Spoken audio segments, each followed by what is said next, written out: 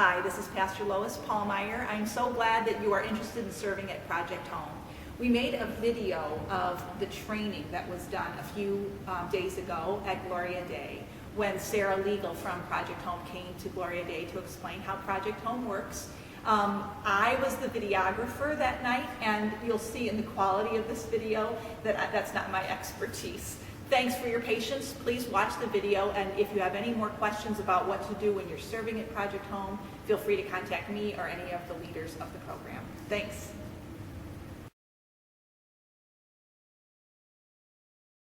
My name is Sarah Legal, and I'm here from the St. Paul Area Council of Churches. I'm the director of Project Home Family Shelters.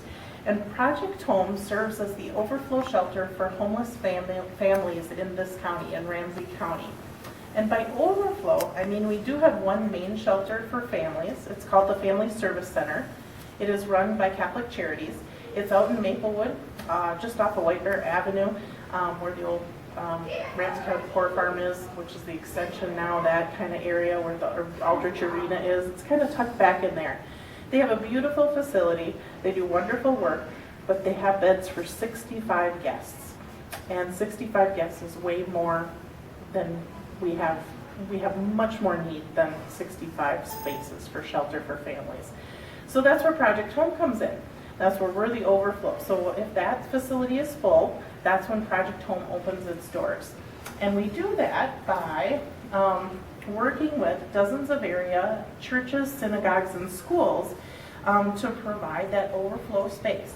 We bring everything to a congregation that you will need to transform your space into a family-friendly shelter space. Of course, we can't provide, a roof and houses immediately for families. That's the end goal. But in the meantime, it's comfortable, safe emergency shelter. So here at Gloria Day, we use your Sunday school classrooms as bedrooms. They're actually just right across this hall. And we bring in rollaway beds for the families. Things flipping around as I'm talking. We bring in rollaway beds for the parents to sleep on, and then we bring in air mattresses and extra mattresses for the floor for the little ones to sleep on, porta cribs for the babies to sleep on, and then we take care of all the linens too. So we bring the pillows and blankets and sheets and all that stuff, crib, pads, all that.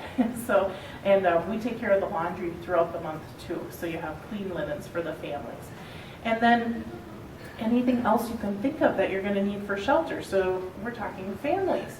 So we bring books, and we bring toys, and we bring games, we bring school supplies, we bring all sorts of goodies for you to kind of hang out with and play with the kids at night.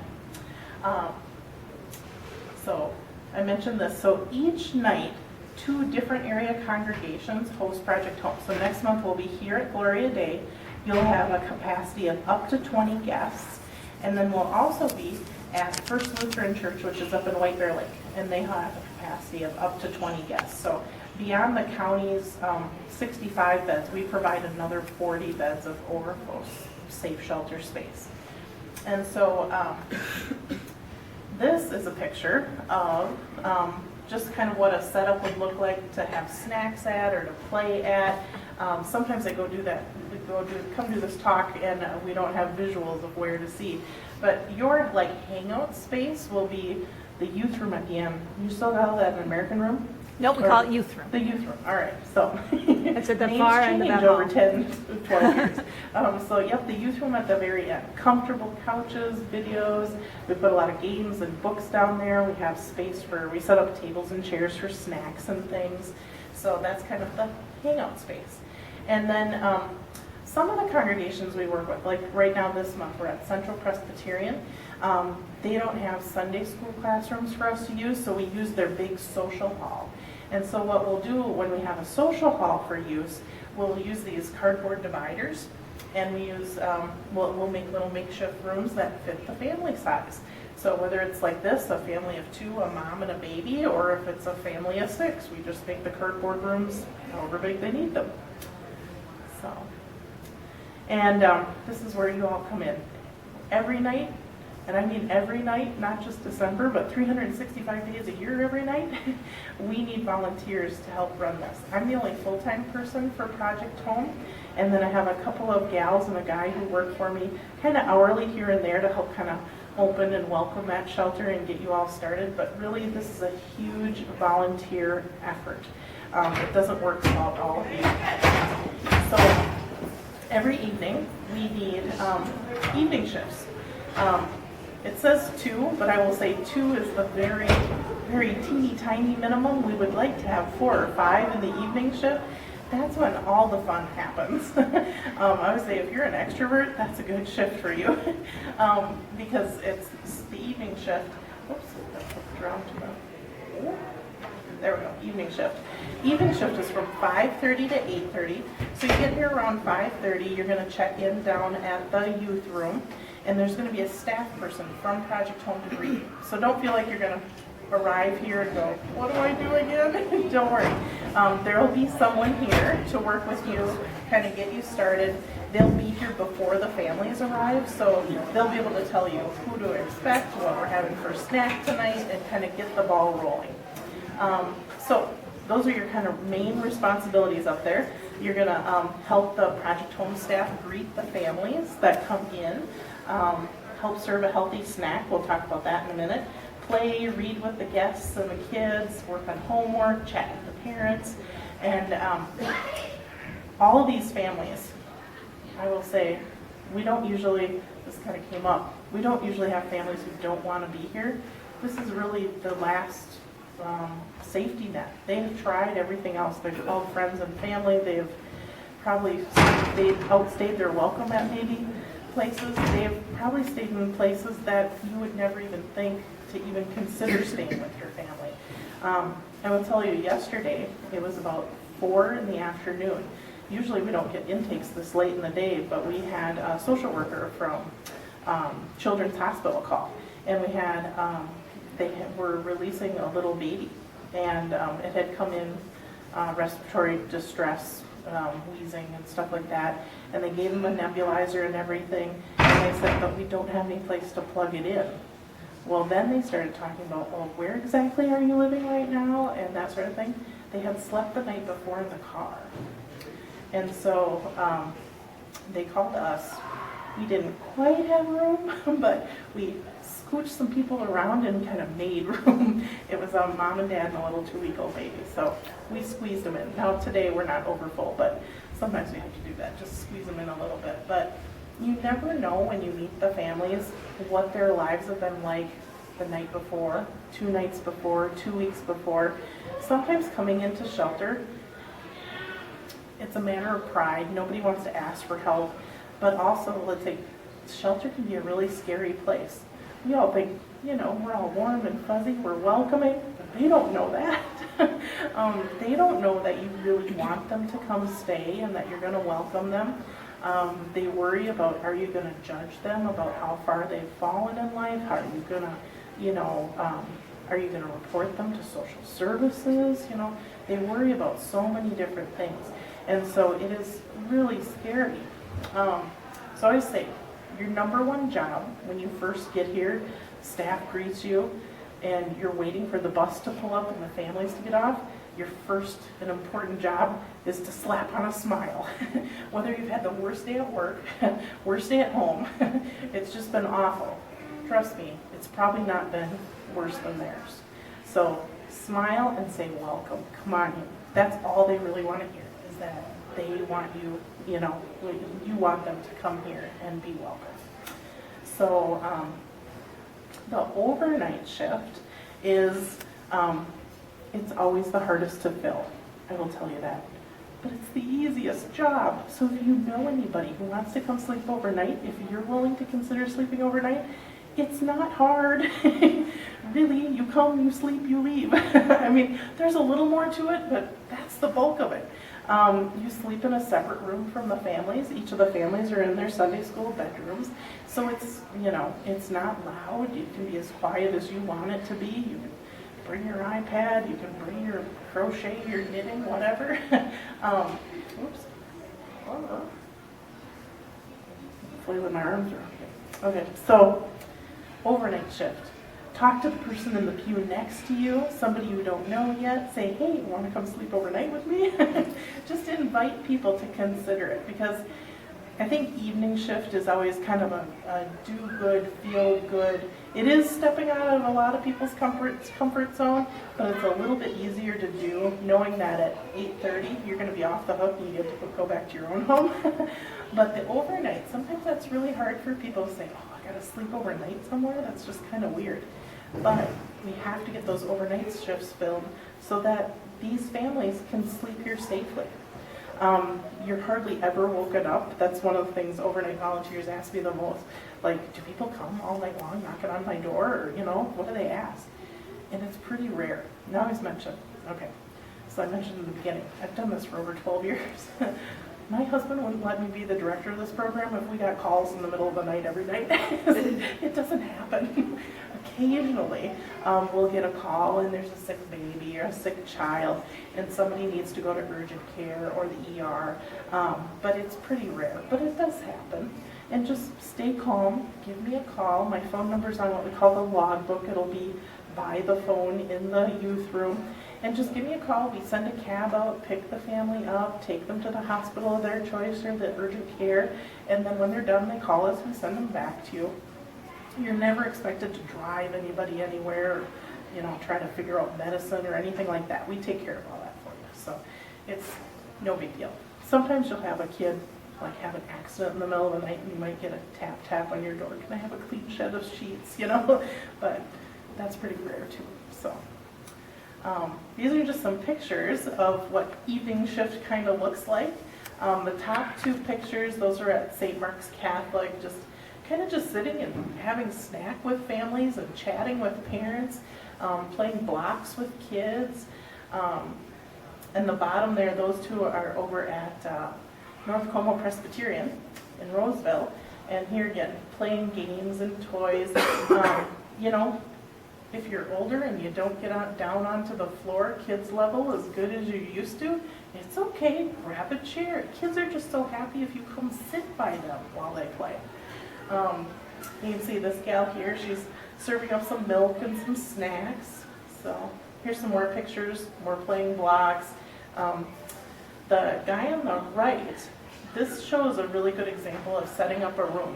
When we have a new family come into shelter, we typically don't make the beds for them. Years ago we did, but in chatting more with guests and getting guest feedback, we've stopped doing that quite a while now, because we found out the families like to know that the blankets and the sheet sets and everything are in their little plastic covering straight from the laundromat, that nobody else has slept in them.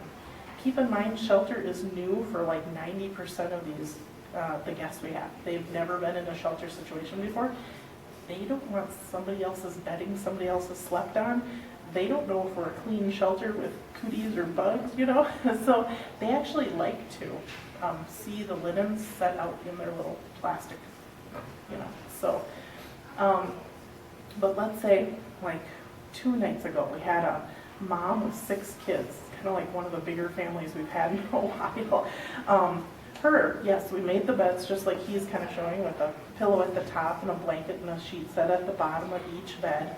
And then when she came in, we showed her room, and then we asked, would you like one of the volunteers to help you make the beds for you and the kids? And she said, oh, please, thank you. And you kind of do it with her. It's always just kind of nice to offer if they do want some help. Sometimes they don't want strangers touching their linens. Down below, these gals, they often do bingo at a local nursing home. But they brought their bingo can and prizes one night at shelter, and they did just kind of impromptu bingo games. It was really fun. Over here, one of our volunteers there, she's calling Twister, and one of the teens is playing with a little girl playing Twister. So if you have kids of your own, nieces, nephews, grandkids, bring them with. Do you have an age limit, Pastor? Do you have 9? No, a 6. Do we say 6 years old and over?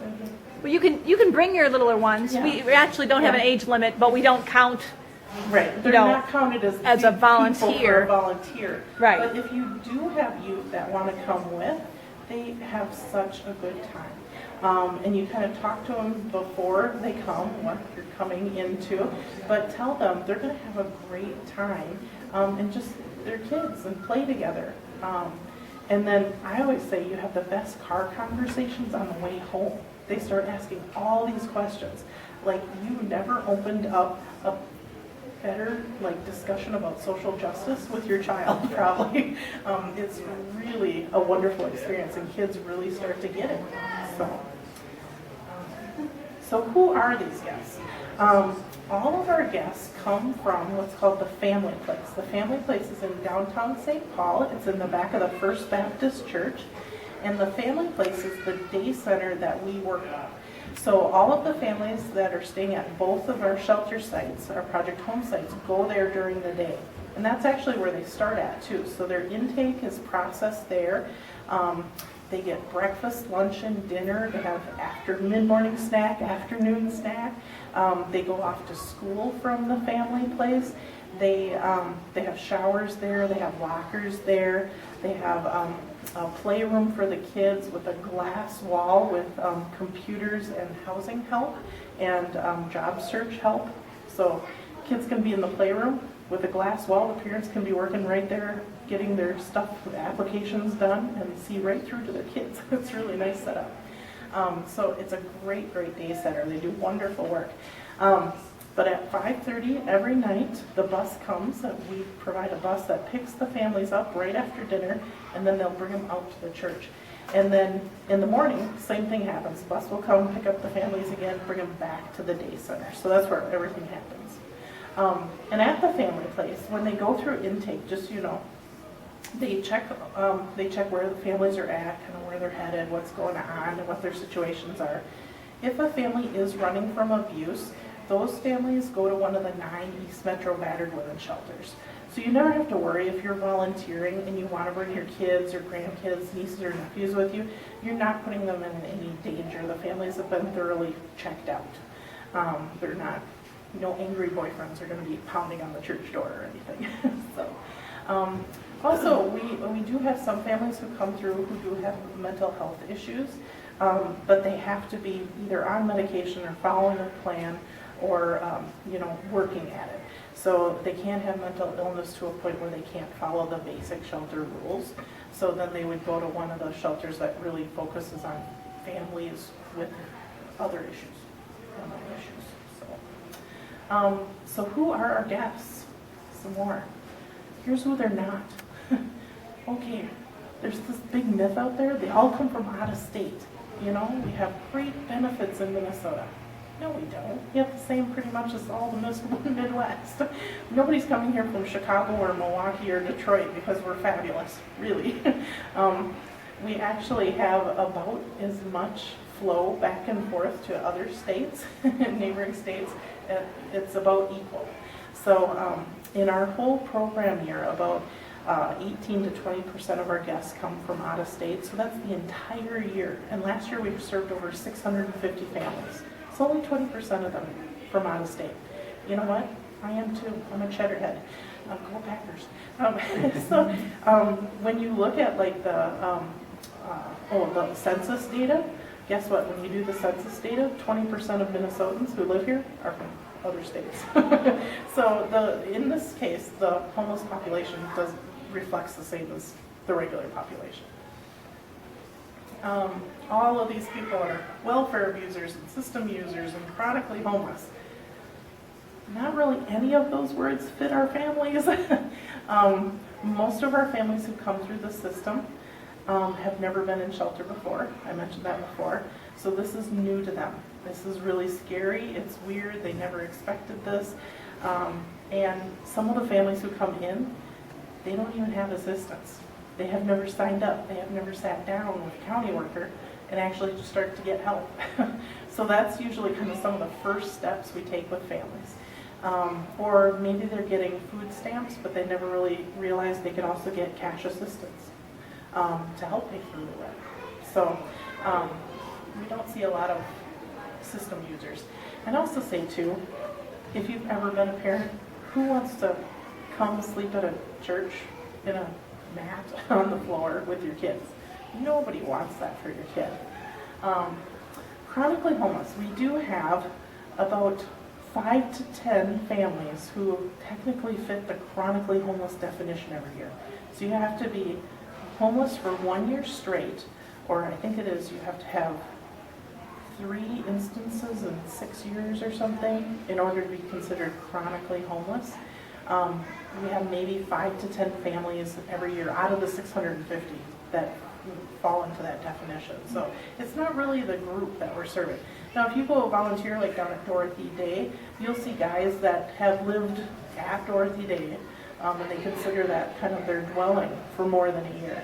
So you'll see more chronically homeless in the singles population. We do have really great programs for long-term families who are homeless. So if we know they're in that pot of folks, we put them hopefully to the right shelter system. So, only single men or only single women with children are in shelter. Again, another myth. We have sometimes we have more moms and dads now than we do women or single dads. Right now at Central Presbyterian where we are, we have 3 two-parent families, and then we have 2 single moms and a single dad. So more and more we're seeing 2-parent families coming into shelter. But if I was standing here 12 years ago when I first started as the director, I would have told you yes, almost every single family is a single mom with kids. But the economy is changing and just the population is changing. This is what our average guest looks like. Thank you. So our average guest, 60% of our guests are age 5 and under. So that's our regular average guest. I mentioned this, so our Ramsey County intake works at the family place to bring families into shelter. And then, might not have said this yet, but our average length of stay, actually to update that, it's about a week and a half right now, our average length of stay. So within a week and a half, most families get to move on to the main county shelter. They can stay there for up to 30 days.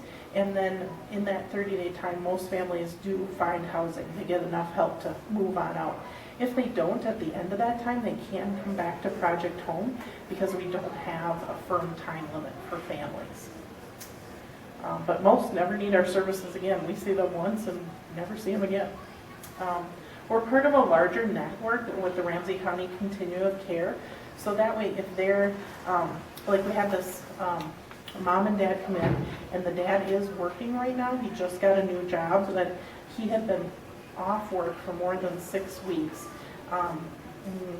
Nothing had come his way yet as far as benefits or unemployment insurance or anything. He had started applying for all that stuff, but they were living paycheck to paycheck, so they lost their place, got an unlawful detainer, but he's already got a new job. So this guy's family is a really go-getter family.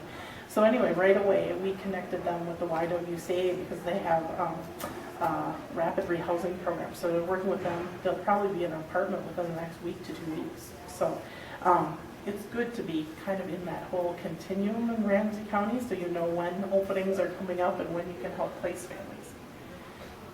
So mention this too, that all of our families move on to that main county shelter in Maplewood. So here's some of our numbers. So this was fiscal year last year. We had 26 hosting congregations and 31 other congregations helped out. This time we had 632 families in the last fiscal year, and we had over 1,000 children, more than the year before, came through our doors and their parents. Our beds were used 13,000 times, so we kind of keep track of how many times each bed is slept in. And then I mentioned this too, that our guests are age 5 and under, the majority of our guests. So why are these families homeless? Well, you do see a lot of job loss and cutback. That's a huge one that you see. Families who, you know, they miss just a few hours of work. Maybe they have to stay home with a sick child or something. They lose a little bit, and that's all it takes on their paycheck to start running behind on things. Hear a lot about daycare crisis. They're kind of together. So let's say my daycare lady, she's having a personal crisis, can't watch the kids this week. I don't know anybody else. I'm staying home from work. you're losing time again. Transportation crisis, same thing. You can see how these are all intertwined. So even if you have a job, it's probably part-time, it's probably hourly. You probably don't have banked like sick hours, even if you are allowed sick hours or vacation hours.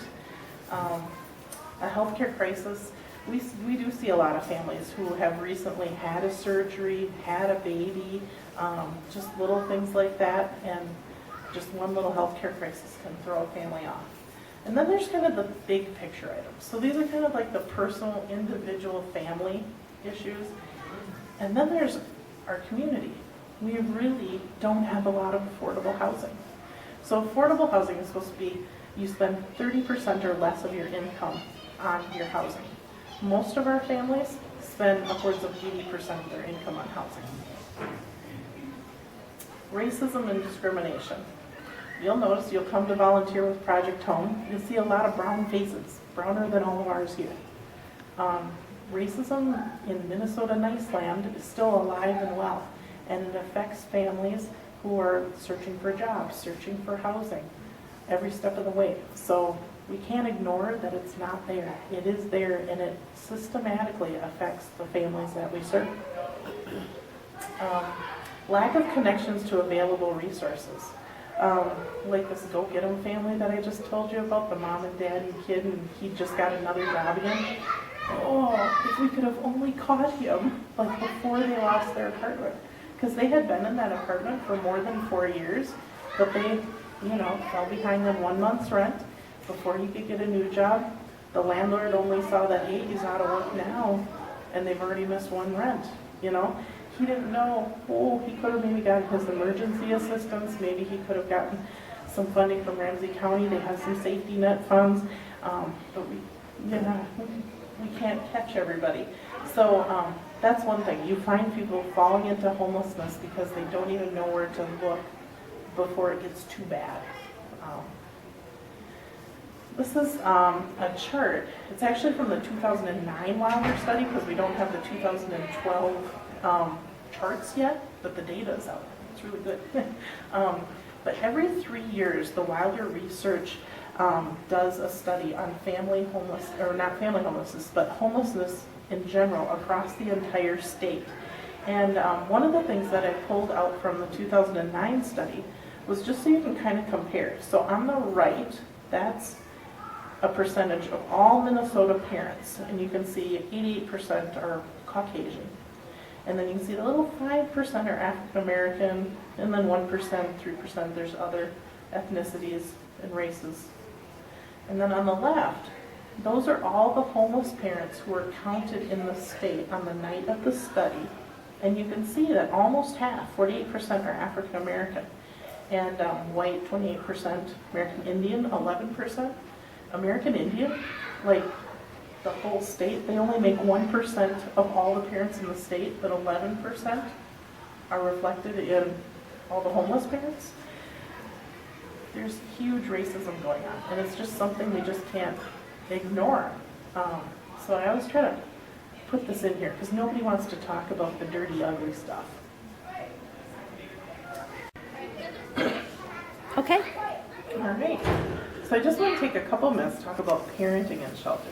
Because it's one of those things, like when we have volunteer gatherings after we've had shelter, it's the thing that comes up the most. And so I want to talk about it a little bit. So here's my diagram. There's a fishbowl, and then there's a mom, what I call in the mommy scold pose, right? I have a 8-year-old and I have a 12-year-old. It's hand on hip, finger out, and it's the scold position. And when I'm doing this, when I've stubbed my toe on a Lego, like for the 100th time in a day after I've asked him to clean them up, I get in my mommy scold pose. Nobody's watching me chew out Max. Nobody's judging me. Nobody's hearing me if I raise my voice or if I lower my voice. If I threaten him, you're not going to get to go to your friend's birthday party if you can't clean up your room, And nobody's listening to how I parent. Nobody's judging how I parent. Occasionally my husband's, seeing it, maybe he's helping.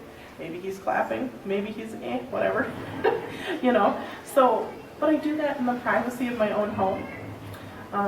Thankfully, I've rarely lost it in a grocery store or other public place, library, but, for the most part, I've had kind of free reign to parent my kids how I want, when I want, in the privacy of my own home. Project Home families don't have that. So imagine the same scenario. Let's say this son, he promised he did his homework, and today he came home with a note from the teacher, and mom's in shelter. Mom just went through his backpack, and she sees the big yellow note from the teacher. Simon didn't turn in his homework again. What's going on? You need to be on top of this. Mom is livid. Guess what? We're all watching. We're all there. All the other shelter guests are there. Mommy's got hand on hip, point your finger out, and we're all watching it. That escalates the situation. Can you imagine what she's feeling, the mom? The kid is feeling, like 100 times worse, getting scolded in front of everybody. Sometimes the kid gets quiet and sullen because everybody's watching him. Other times the kid acts out even more because they have an audience. There's so many things that can occur when you have these moments. But you know what? We're dealing with parents and kids. You're going to have these moments. So I always say there's things you can do. And some of the best things you can do are just A, accept that it's going to happen, and say to yourself, B, what can I do in this moment to make the situation better? You're not going to retrain them in parenting. It's really none of your business anyway, but you're not going to do it in the night anyhow, So what can you do in that little moment to make it better? Sometimes it's just coming up to the mom and saying, oh, I'm there with you, sister. I totally get it, Can I get you a cup of tea? Sounds like you're having a really hard night tonight. Is there anything I can do? Is there anything I can get for you? Even coming up and saying, man, parenting can be so hard, how you dealing with it, So anything like that. You can even come up with something completely different and walk up to somebody, I really like those glasses. I love those frames, how they fit on you. Very nice, And even if she's mid-shout with the kid, she'll stop for a minute and go, oh, thanks. And it's kind of like, little kids, distraction, it's a great thing. Distraction's great for big people too, like me, distraction works. And then step in with, you seem really stressed. I can imagine it's really hard parenting an 8-year-old or however old the kid is. Here again, can I get you a cup of tea? Is there anything I can get you? You want a glass of ice water? Anything I can do for you? And you're just basically telling that mom that it's okay and that you're supporting her and what can you do to help her. And whatever that shouting match just happened probably isn't going to keep going because it's just what she needed. She just needed someone to chat with her for a minute even, mid-scream, so she could allow herself to take a break for dad. So that's just one idea. Our instincts are typically to go to the child. And so mom or dad is yelling at the child, oh, let me take him down to the youth room and I'll help him with this homework. Or let me take her down to the youth room and we'll study in the library or something like that. And kind of the protect the child thing. But really the better thing to do in this situation, which will probably help that mom or dad in the long run, is talk to the mom a minute and give her a chance to vent or take a break. And then turn to the child if you want to offer, to the parent to help study or get the homework done or whatever it was. So I just wanted to mention that. So, and then the last thing I just wanted to end with, we talked about nobody really wants this for their kids, and you can never really tell what families have gone through until you start talking with them. But, what must it be like to choose between putting food on the table, buying needed medicines, keeping the lights on or paying your rent, picking up extra hours at work or staying at home so your children won't be alone because you can't afford the daycare. We hear that story so much about latchkey kids, and I'm talking little kids coming home after school, using their key, letting themselves in because mom has to work late or dad has to work late.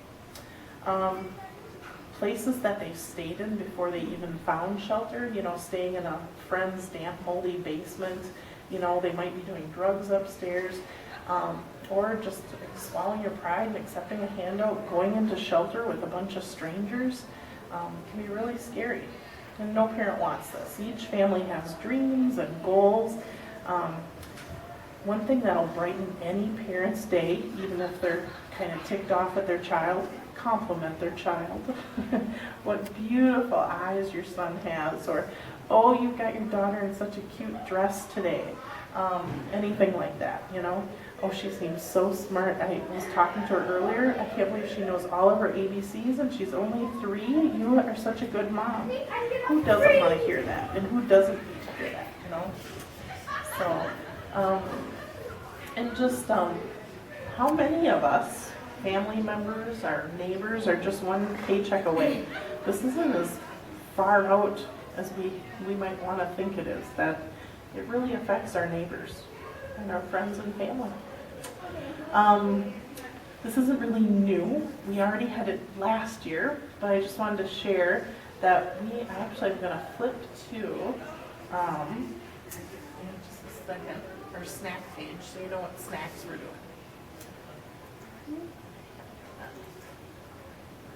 All right. There we go. So, we do a rotating snack menu. So I just wanted to mention this here at the end. So one of the things you're going to be in charge of is making a snack. And we will have snack supplies here for you to work with to make that snack. And we have a rotating snack menu. So, oops, Adobe needs to be updated. So if you work, say, on a Monday night, we're going to have yogurt parfaits. So keep in mind the families have already eaten at the day center. So you're going to be in charge of making a healthy evening snack. Monday nights, we'll have different kinds of yogurt for you to put out, different kinds of fruit for you to wash and set out, and some granola. And then the families can kind of come through and make their own yogurt parfaits. And you can see every day there's a different healthy snack to make. And then there's other things too. We always have some different crackers and cheese sticks, different things you can put out to kind of beef up the snack if people are still a little more hungry. There's items to put out.